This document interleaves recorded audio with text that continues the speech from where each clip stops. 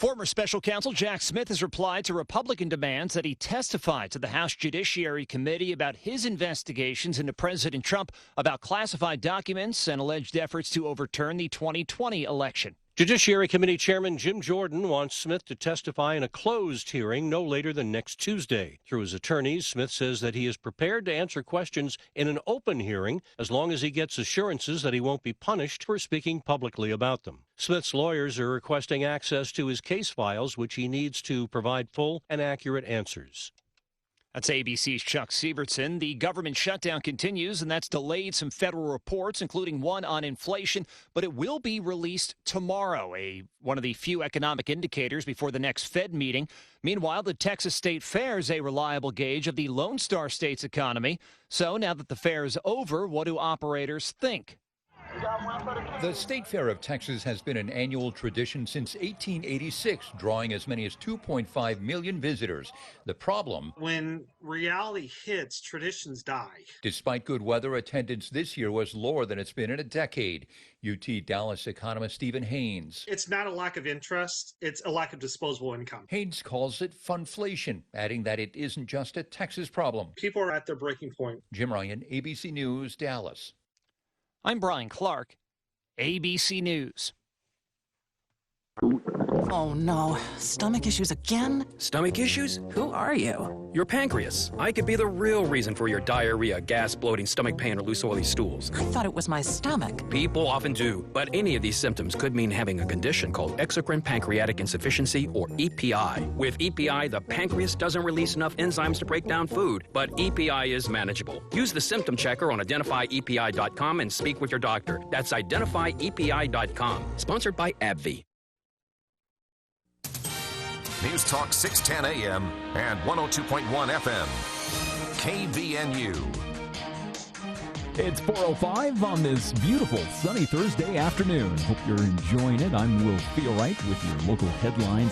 Check out weather forecast coming up in just a minute as we have a mix of sun and clouds headed our way for the weekend. Well, payments for the Federal Supplemental Nutrition Assistance Program, commonly known as food stamps, will be ending in November due to the ongoing government shutdown. Now, Utah's Department of Workforce Services announcing the disruption, stating that SNAP payments are not expected to resume until the federal government reopens. Now, the program helps approximately 86,000 Utah households purchase food each month. Now, customers are being urged to plan for a service interruption beyond November 1st, as there is the possibility the SNAP cards will not work after that date, even if they have an existing balance. Now, local resources are available to those needing emergency food assistance. Residents are encouraged to call 211 or visit 211utah.org to help with locating food pantries and meal sites in your area. Well, Logan attorney Dustin D. Erickson has been appointed as the new judge for both the Box Elder County Justice Court and Tremonton Justice Court. Now, Erickson was selected by the Box Elder County Judicial Nominating Commission in September to replace Judge Kevin Christensen, who resigned back in March after being arrested on child sexual abuse material charges. Now, a native of Box Elder County, Judge Erickson graduated from Utah State University in 2003 before earning his law degree from the University of the Pacific's McGeorge School of Law in 2007. Now, since then, his legal practice in northern Utah has focused on areas including municipal representation, civil litigation, and also adoption law. Erickson now presides over both justice courts. He lives in the area with his wife and 3 children. And a Florida man has been charged with manslaughter now in connection with a fatal crash that happened on I-80 in Tooele County nearly 2 years ago. Yachan Fan, a 35-year-old, was charged yesterday in 3rd District Court with second-degree felony manslaughter. According to charging documents, the crash happened back in December of 2023. Prosecutors allege the Fan was recklessly driving his vehicle at 111 miles an hour when he sideswiped another vehicle.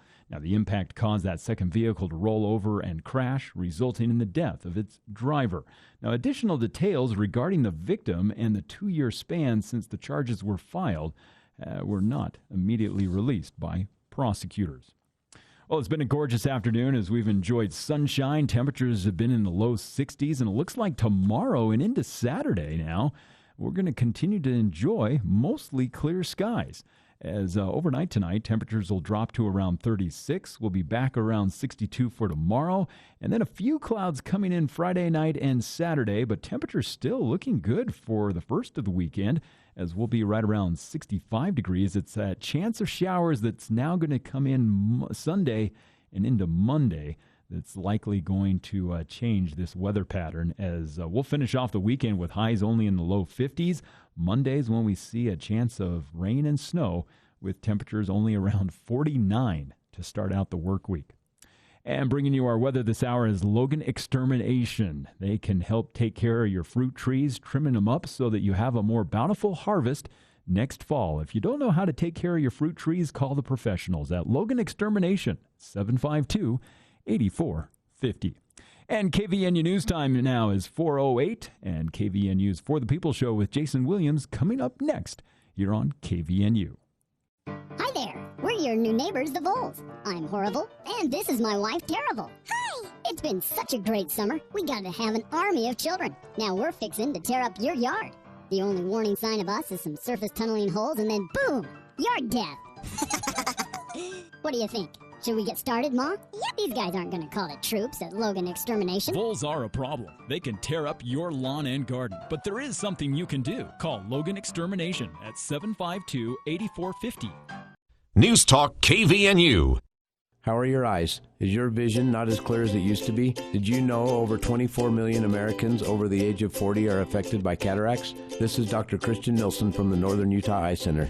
Cataract surgery is one of the safest, most common, and effective surgical procedures performed today. With cataract removal, patients can choose new lenses to customize their vision. Our surgical team will ensure your vision is our focus. Visit northernutaheyecenter.com or call 752-2020 today. You're gonna love what you see. This is Michaela Hansey, CAPSA's Social Service Director. Victims of domestic violence and sexual abuse often feel alone and afraid. When you call CAPSA's 24-hour support line or come to CAPSA, you will speak to a trained caseworker who will believe you and can help. We know your story is complex, complicated, and often dangerous.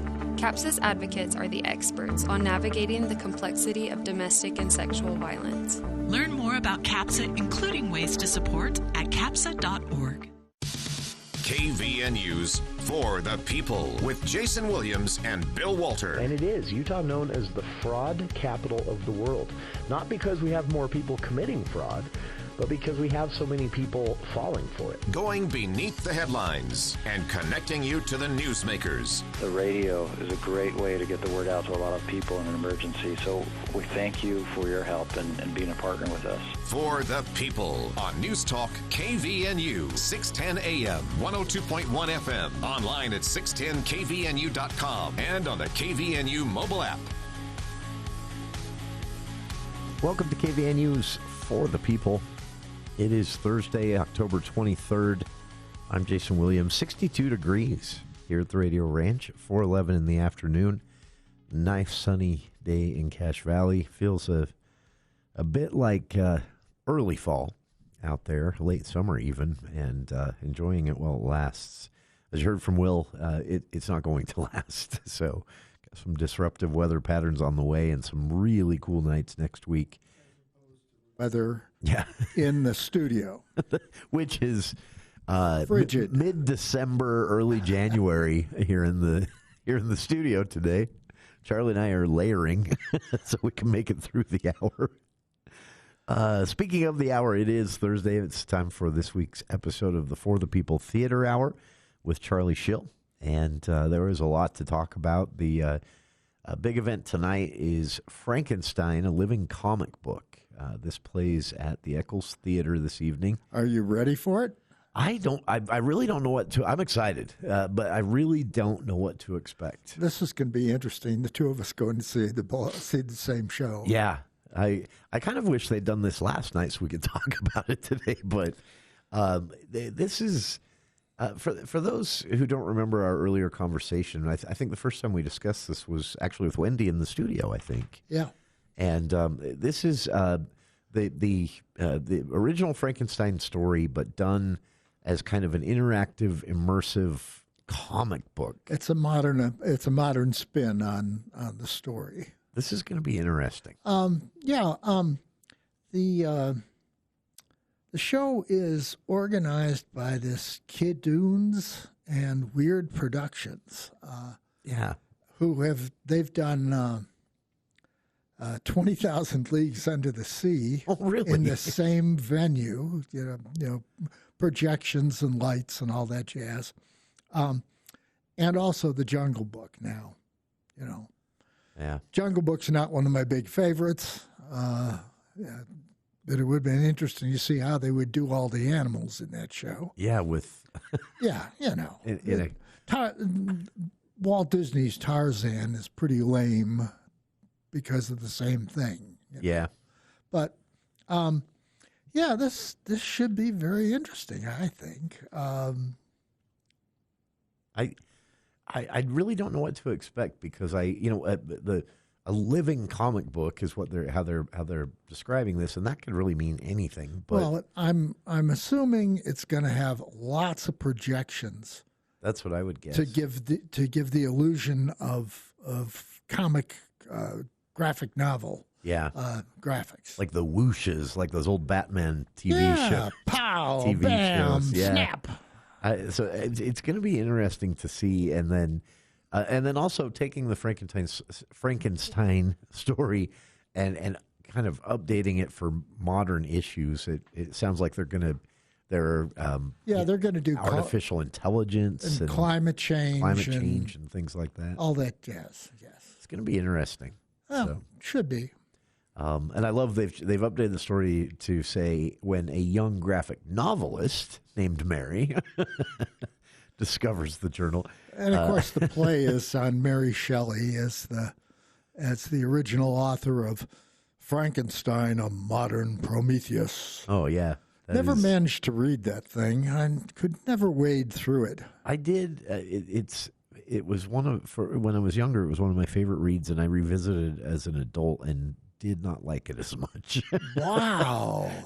But you're a better man than I am. I always went to Cliff Notes immediately. I just found out recently there's a longer version that it was edited. The version that most of us have been exposed to for 100 plus years. There was actually a longer version that was published 2 years later that had some more content in it, and I don't know if I care enough to go reread it for that purpose.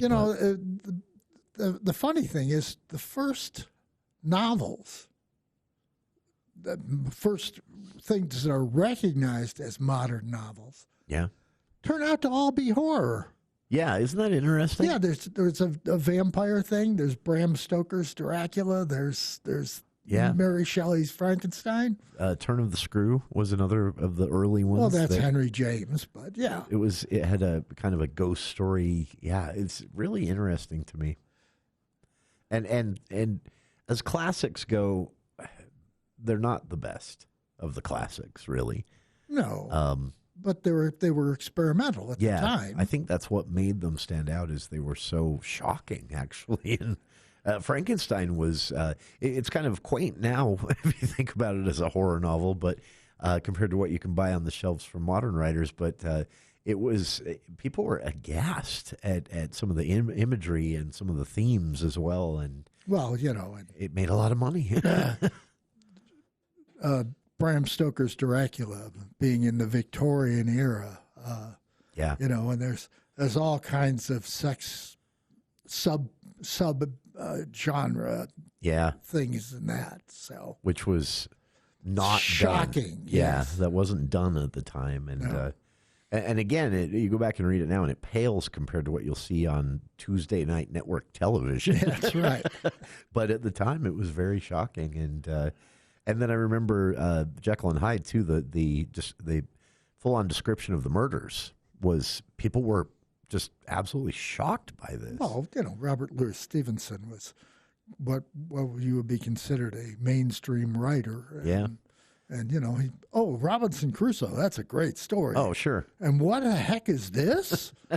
Just this, basically a book about serial killers before we called them that. And, people were shocked at the graphic violence, and which, again, compared to today, seems quaint. But, they were very shocking. And it's Frankenstein, though, well, I don't know. I was going to say Frankenstein is one of the stories that I think lends itself least well to the stage. Dracula, I think, and Jekyll and Hyde does much better as a stage production. Well, we'll see, won't we? Yeah, but this is going to be a unique twist on that, and tickets are still available. It plays tonight only at the Eccles. Tickets are $17 to $35, and which is cheap. Yeah, it's pretty cheap. And again, this is a one-off. This is not a weekend gig. This is tonight only. And then the Eccles after that falls quiet for a bit, right? Until I forget the next one. November. Yeah. Early November. With Hotel California, right? November 3rd? 3rd, yeah. Eagles and that's, tribute. of course, an Eagles tribute. Yeah. So that'll sell out. What we should talk about now is the play readings at Utah State University. Yeah, this is going to be interesting. That starts Friday night and runs Saturday. And they do the same 4 plays both nights for those curious. It's not different plays each night, but and if you're like me, you go to see these play readings to see who's the up and coming performers that are going to be appearing in USU's plays in the future. Yeah. And you get them all the time. They're doing a play by called 100 Things I Never Said About You, which is a drama about an assembly of students coming to grips with the death of a classmate. Okay. That cast is going to be led by Bella Jolie. She was the chatty servant girl in Poor Clare, the last reading they did. Okay. Very funny. Anna Giddens is also going to be in that cast, and I think this is her first time on stage with USU. Yeah. But this summer she was in Les Miserables. She was in Les Mis. No, she was in Les Mis in 2023. Oh, that's right. But she was in a local production of Little Mermaid by the Cash Theater Company and Anything Goes in Logan High. So she's going to be a familiar face. That is, and her mom, one-time frequent guest here on the show. Shout out to Shelley if she's listening. The next show they're going to read is about called Triangle, about the Triangle Shirtwaist Factory fire in 1911. Okay. That one's going to have Elena Hyatt, who we know from Red Days and Good, Better, Best, Bested. That's the name of the Las Vegas show. That's right. I'm so impressed you remember that because I can't ever. It just falls off my tongue suddenly. You think I would as much fun as I had seeing that.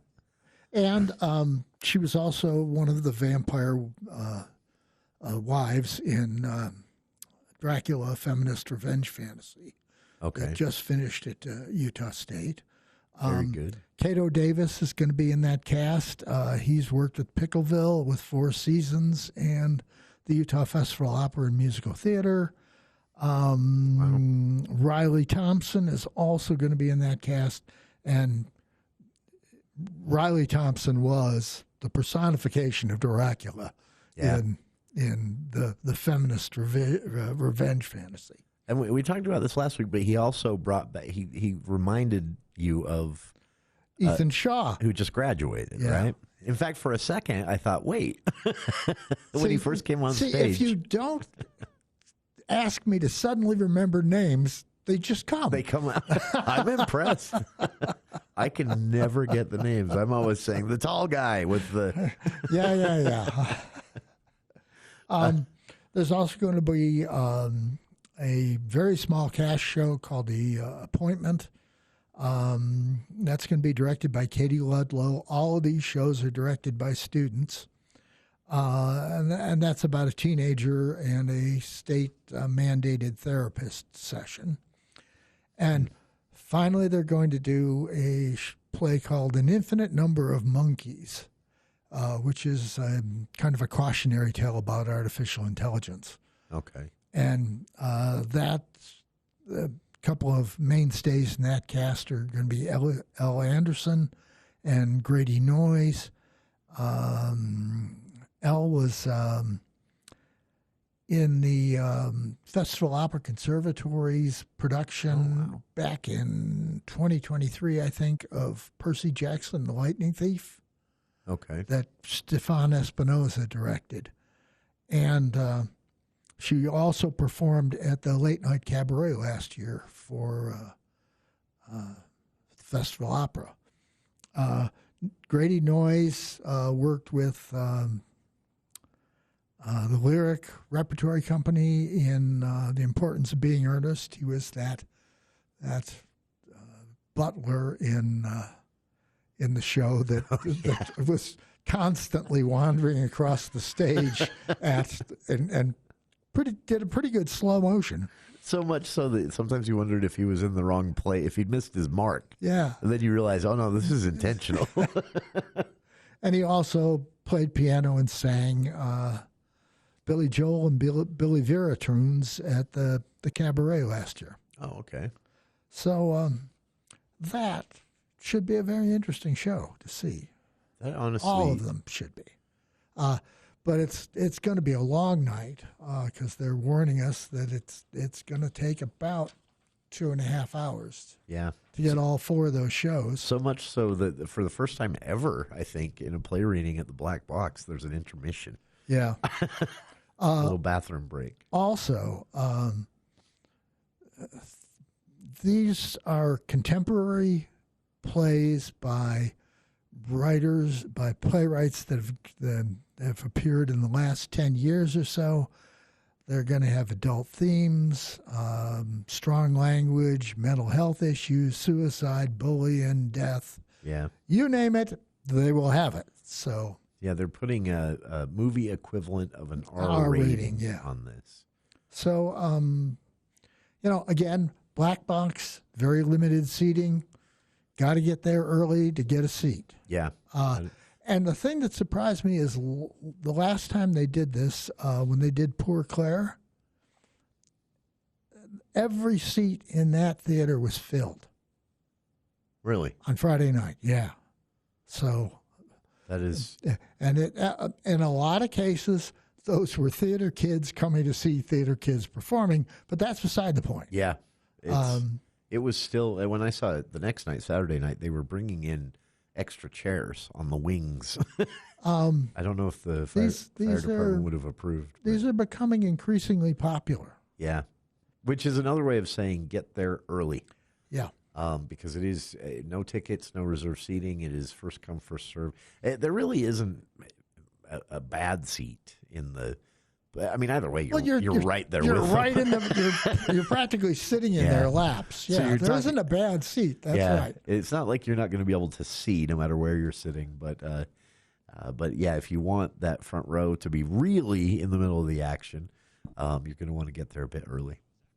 And that's 7:30 both Friday night and Saturday night, right? Yeah. Okay.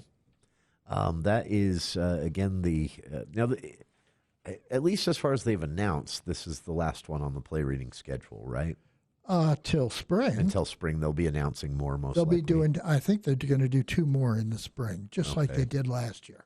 These have, like you said, these have proven really popular, and I'm sure for the actual staff, the directors, all of that, this is a good way to kind of flush out the talent, see how they do in front of because this is for the actors. This has got to be so awkward. To not have that removal of the stage and the audience. And when we saw Good, Better, Best, Bested last year, they did it off. They were staging a play in the Black Box. Oh, that's right. They did it in the lounge. They were rehearsing it. So they did it in the adjacent lounge. And there was no way to control the lights. They just had to leave the whole thing. That's where Ethan Shaw mentioned to you that he thought it was really difficult to perform that way. Yeah. But here, you're at least the audience is going to be in the dark. Yeah. I mean, they may be able, you can reach out and touch them, but yeah, I always, when I was performing, I was always grateful that I had bad eyesight because I couldn't see off the end of the stage. So you couldn't see the faces. I couldn't see the audience at all.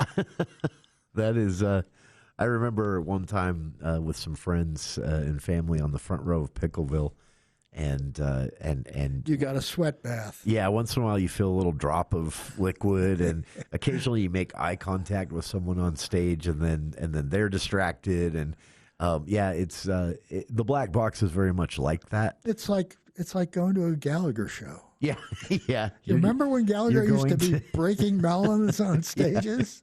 Yeah, you can, I don't remember if it was Wendy or Gavin. One of the two of them, while they were here in the studio, said, "Oh, when you're so close to the cast, you can smell their deodorant." And I thought that is kind of a perfect way to describe this experience. But it's intimate's one way to put it. But for me, what's fascinating about going to the black box is that with no stage, no set, no special effects, no lighting, even other than the static lights that are on the stage area, they still manage to suck you into a story and keep you. That's the whole, and that's amazing. That's the whole point. And I do these cast studies on the kids who are going to perform, but they really are not. They're not worried about people getting credit for a particular role in these shows. The focus is on the words. The focus is on the story. And that's what makes it really interesting. Yeah, because you have this this ability, appreciation is what I'm going for. You have this appreciation for their talent to be able to do that, to keep you involved in a story without any of the typical, dressings of a stage. And the amount of skill that goes into that is pretty impressive. Well, and they've got Jem Christensen is directing 100 Things I Never Said About You. And they've got a video up on Facebook where she talks about that. Interesting. There was in that show. There was no characters. There was no. There's just lines, and she had to kind of separate out what was being said and assign it to characters. And I had never thought of that. So it was really fairly challenging for a director who just suddenly has. Here's the text. You figure out how to make it work. Good luck. Yeah. I'd never thought of that. That would be really challenging. That, and you mentioned it, but the performance in the lounge that time with the lights just glaring in their face. I mean, they're just sitting there in chairs facing you, and yet you're still caught up in this story and the characters and hoping for resolution. It's just, I don't know, it's a fascinating way to experience the stories. That was a particularly hilarious show because the one world is supposed to be ending, and everybody has all these mundane little eccentricities. That are playing out. Okay, the world's going to end. Does that mean I can shoot my whole bankroll? He's debating whether he should quit gambling after all. And Ethan Shaw and Elena Hyatt played a John and her hooker. And his hooker. And the scene in the bathroom where they're supposed to be facing the mirror, getting ready to leave the hotel room. Funniest thing I've ever seen. And no stage, no special effects, no set, anything. Just pure acting. Pure acting. Get out and see these. Like as Charlie mentioned, this play reading, this last in the fall series, will be Friday night and Saturday night at 7:30 at the Black Box up on campus, in the end of the Chase Fine Arts Center there, and then they'll be announcing some more in the spring. But these are really unique experiences. Get out and see them. More to talk about as the For the People Theater Hour with Charlie Schill continues after the news with KVNU's Will Feel Right.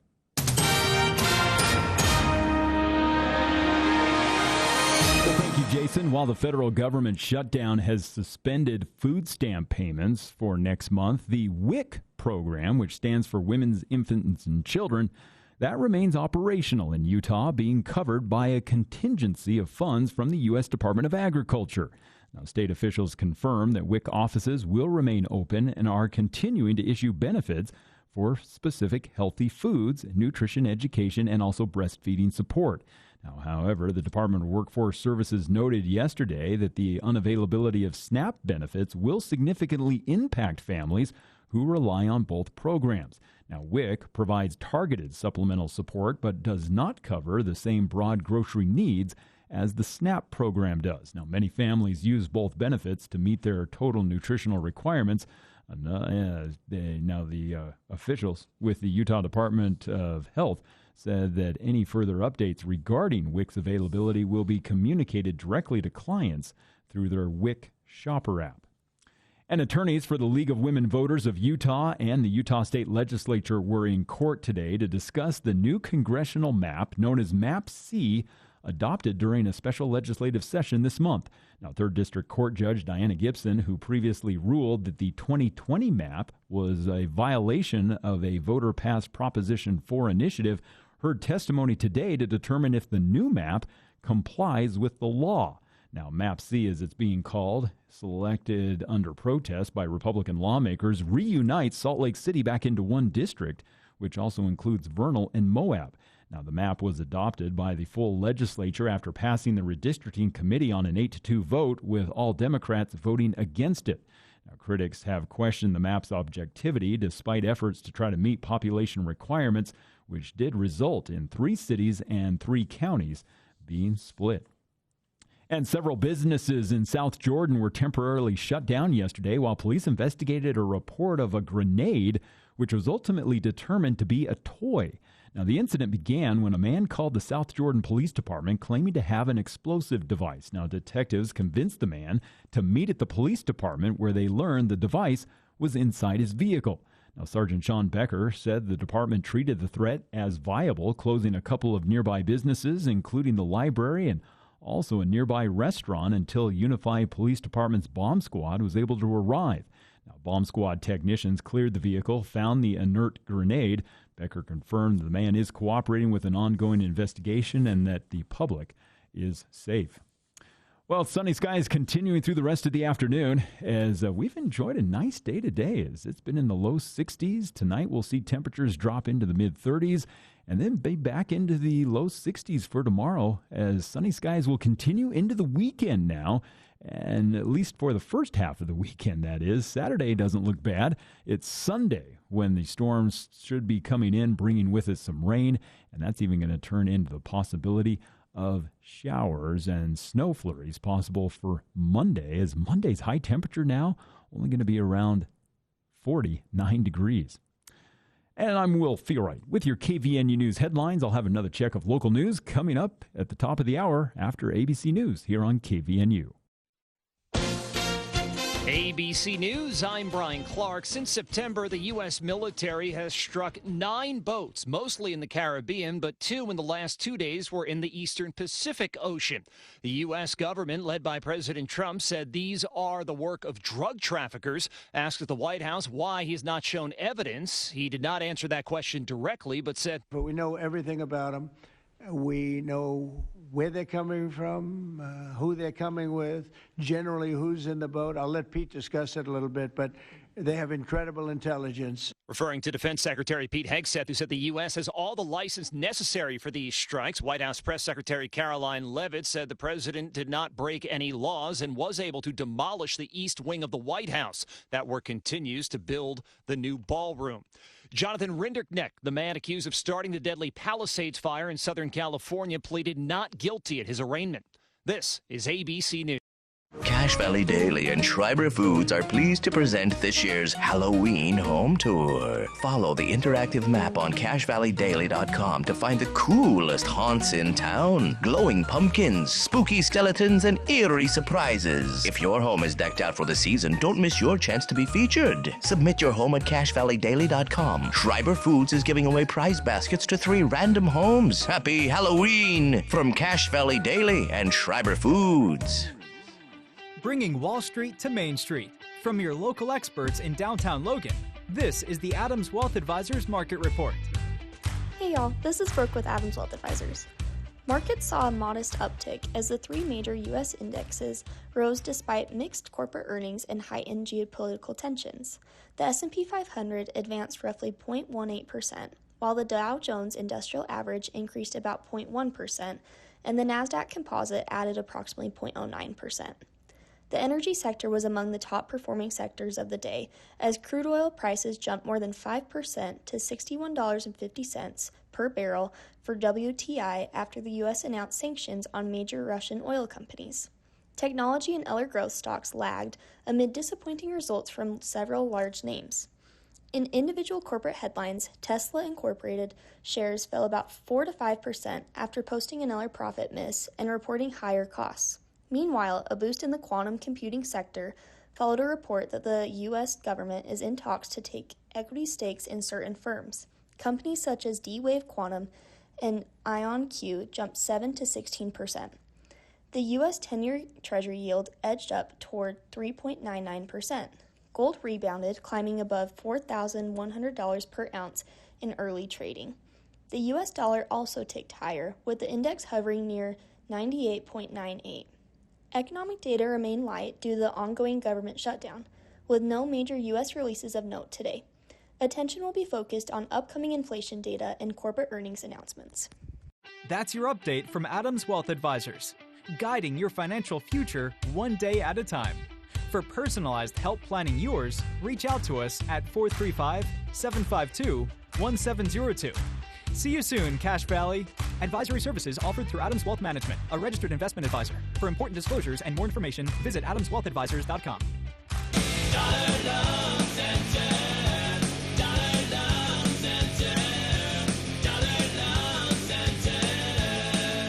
Hey, Chuck, can you walk our listeners through the process of getting a signature loan from Dollar Loan Center and don'tbebroke.com? You just need a couple things: a state-issued ID, a recent pay stub, proof of residence, the basics. You fill out a simple application in the store or on your phone if you like, and applying is free at the DLC. For a new customer, all this takes around 30 minutes and you're out the door, cash in hand. Look, we even throw in the first week's interest for free. We're also a direct lender, not a lead generator that will just sell your information over and over. Be careful of that and always use a direct licensed lender like the DLC. DLC lends up to $5,000 in minutes, and you can get your cash in person at one of our 70 locations, on our website, don'tbebroke.com, or even over the phone with one of our helpful, real staff members. You're gonna love Dollar Loan Center. Licensed by the Utah Department of Financial Institutions. Subject to approval, limitations may apply. See website for details.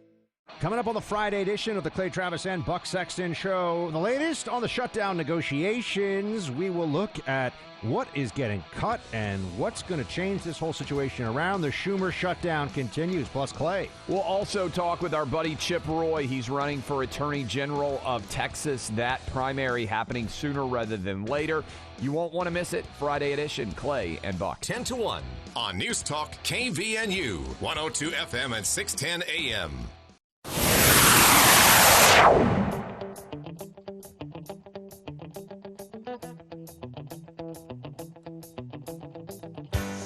Welcome back to KVNU's For the People Theater Hour with Charlie Schill here in the studio. We've talked about Frankenstein, a living comic book at the Eccles Theater tonight only. Friday and Saturday night, USU's theater students in a play reading event, 4 plays that will repeat Friday night and Saturday night at 7:30 at the Black Box, and then a lot after that. I don't know where to start. Well, no, wait a minute. Are we missing something? Also on Friday night, the Lightswitch Stories will be back at the Lionheart Hall in downtown Logan. they're doing a little something different. They're going to be doing scary stories. Oh, okay. The storytellers that night are going to be Alexis Escobar, who will be the host. She's a regular. Nathan Leonhardt and Francis Leonhardt will also be telling stories. Oh, wow. Linda Braddock, Brad Gibbons, Michelle Cordoba, Leland Jones, Beth Stagg, and James Jenkins. Okay. James is the only one of that group I know, but yeah, this is Halloween, so they're going to be doing scary stories. They're encouraging people to wear costumes and dress up and have a good time. So that should be fun. Yeah, it should be.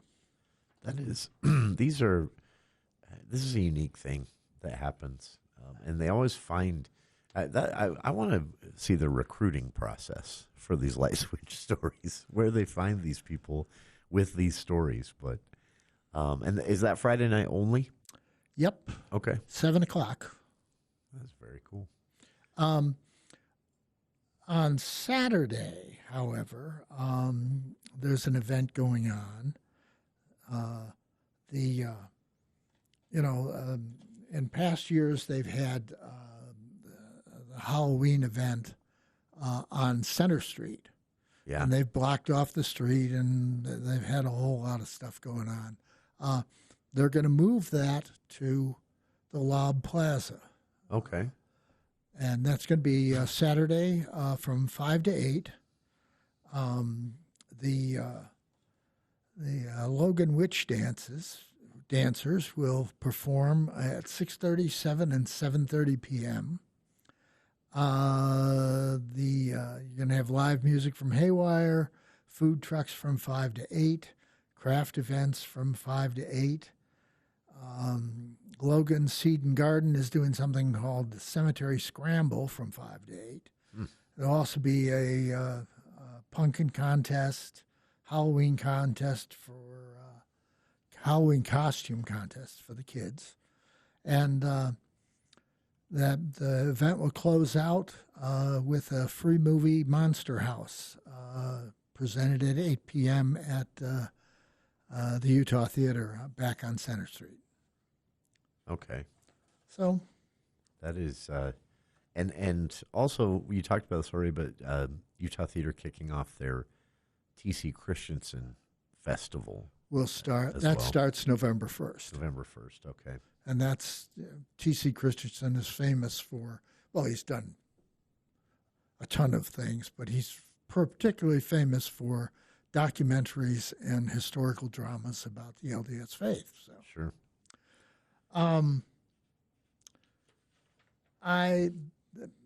We normally don't do this, but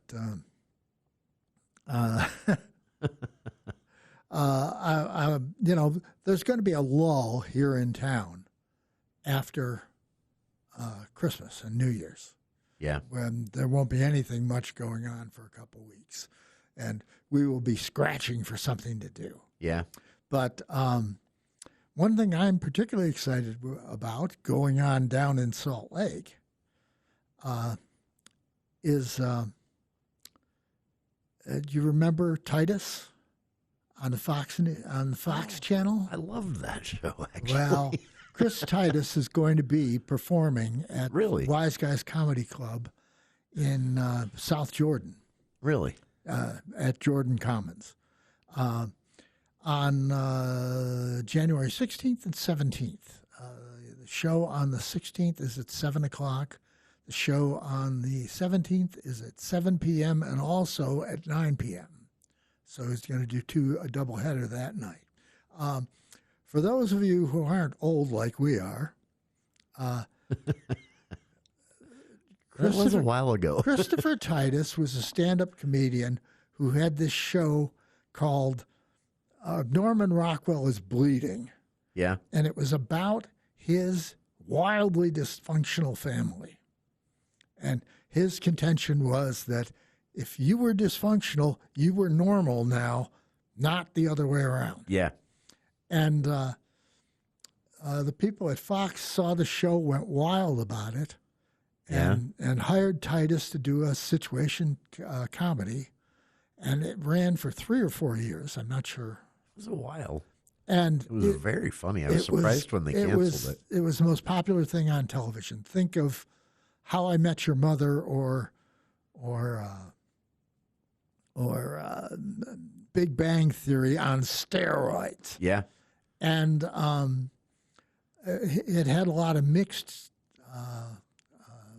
stand-up things in the middle of this, interrupting the live story. It was a great show. And then Titus shot himself in the foot and pissed off the network execs. And Is that what happened? They pulled the plug on him. I was always surprised when they canceled that because it was wildly popular. Everybody was talking about it. And then they just yanked it. There were 3 or 4 shows that were so controversial that they never let Titus put them on the air. Yeah. They just totally censored them. Yeah. And great cast. Stacy Keach played his father. Really funny. Who was a drunk. Kind of made the show. A womanizer and a misogynist and intimidated everybody. Yeah. And it was such a great foil. Oh, yeah. For Titus's just nice guy kind of routine. And Titus was completely whacked out, of course. His gig was that, yes, he was a big, tall guy. Yeah. Who acted very childishly. And it worked. It was a funny, funny show. Oh, yeah. So that show is going to be down at Jordan Commons. When Debbie and I were living in Ogden, we met a guy named Keith Stubbs. And Keith started a comedy club in Ogden. And then he started one in Salt Lake. And eventually that Salt Lake venue moved to the Gateway. And then to Jordan Commons out by the Events Center in Sandy. And they're all wildly popular. He's got comics coming in and out all the time. But when you get somebody like Christopher Titus to come in, and he's doing a show called Doomed to Repeat. Yeah. That's something you really want to see. I've seen him. I've seen him 3 or 4 times at Wise Guys, and he's wild. He's great. The show was great because it was this farcical comedy, but they dealt with. They would often deal with. In fact, one of the episodes that was banned at first, and then there was outcry over this, so they actually tacked it onto the end of the season. I didn't know that, but I'm reading that here online. But it was called The Protector, and that was the name of the episode. But it dealt with the niece of his fictional spouse in the show, Erin, and her niece. They find out her niece had been molested by her stepfather. And so this is a comedy. That's not generally a topic for a comedy. But the way I remember the episode, the way they handled it was so responsible. And so, and you figure there are many families out there tragically dealing with how to navigate something like this. So it was dealing with a serious theme in a comedic show environment. And that, I think, is what made the show unique. It was fascinating. That they would delve into some of these issues that were real life issues. And, but the censors made them uncomfortable, and they pulled the show. And the show ended, and seeing at the beginning of each show and at the end of each show, you had a black and white segment where Titus did a little bit of stand-up. Yeah. And it was a bare room with a wooden chair that looked like it was an electric chair. Forgot about that. At the end of the series, he takes the chair, walks out of the black and white into the color, and burns the chair in the street and walks away. That's the end. That's the end of that's the last time you see it. Yeah. That is. And he's ever since 2004 he's been doing well. He ended up getting divorced over losing the show and all this other stuff. Yeah. But he's been touring with stand-up, and it almost makes you wonder how this guy ever survived in a situation comedy. Dealing with network executives. Oh God, yeah. Yeah, that is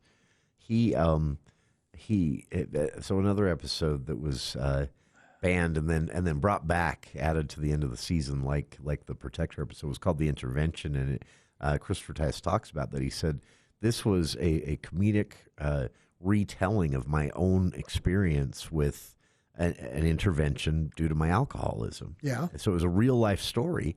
And he said that when they said they couldn't air this, he says, I told the executive, you can't air real life? What is going on at this network? What kind of circus are you running? And the executive hung up on him. And they ended up airing the episode, but he said that was where things started to go downhill with his relationship with the Fox network. Well, the thing that Titus has talked about on stage is that whenever they censored one of his shows and said, no, you can't air this one, he would end up sick the following week. And they didn't have anything in the can to put on the air, so they'd have to show it. That's good planning there. Just force them to do it. It was That's great. It was so original. Yeah. And you know, they would rehearse this thing extensively during the week, and then they filmed it on Friday, and it was aired the next Tuesday or Monday. I don't remember. Yeah. But which made it really fresh. They could deal with really topical things going on from that week. Yeah. And they filmed before a studio audience, but in real time. That's amazing. They spent a half hour doing it. I remember people talking about it. And they never used a laugh track on the show. Really? No. It was all actual laughter. It was all genuine laughter. He's a funny guy. I've never seen him on stage as a stand-up, but I've seen clips. He's hilarious. And my closest brush with him, he was at the FanX Comic-Con in Salt Lake 2 years ago, and we almost bumped into each other around a corner as he was headed to a photo event where people can pay $80 to have their picture taken with him, and he just said, "Oh, excuse me," and then like 3 minutes later, my brain went, "That was Christopher Titus." Yeah. He's a tall guy. All right, we'll be back with more of the For the People Theater Hour with Charlie Schill here in the studio right after this. News Talk 610 AM, 102.1 FM, KVNU. Join us at Crow Mountain Coffee in Smithfield this Saturday, October 25th from 12 to 4. Grab a free cocoa, coffee, and snacks while supplies last, then enjoy music, pumpkin painting, and Halloween games the whole family will love. Plus, meet Aaron Rudy, candidate for Smithfield Mayor, and learn more about his vision for our community. It's all happening at Crow Mountain Coffee, just south of Smithfield Dental Care, this Saturday from 12 to 4. Paid for and endorsed by Aaron Rudy, running for Smithfield City Mayor.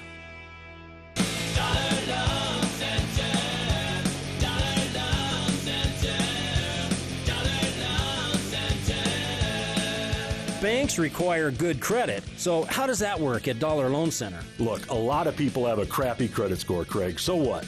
That's our specialty, and we look at the whole picture, not just a number.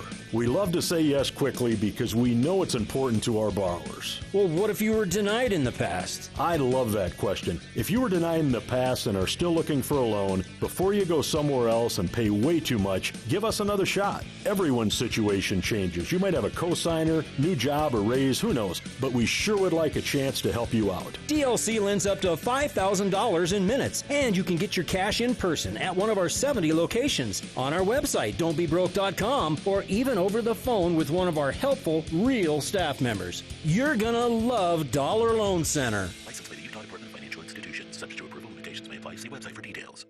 Hi, this is Neil Chambers from Firehouse Pizzeria. We are truly honored to be named a Best of Northern Utah Gold winner for Best All-Around Restaurant and Pizza. This community means everything to us, and we are grateful for every customer who made this possible. Thank you for your trust.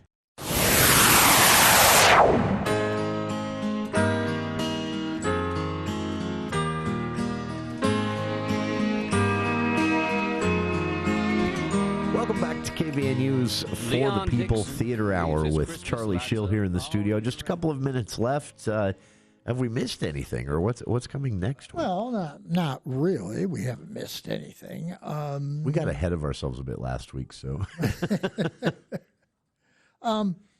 Yeah, there's all kinds of stuff coming. On November 7th, you talked about Hotel California, which is the Eagles tribute, blah, blah, blah. Sure. On the 7th of November, the Eccles Theater will be bringing in the Magic of Motown.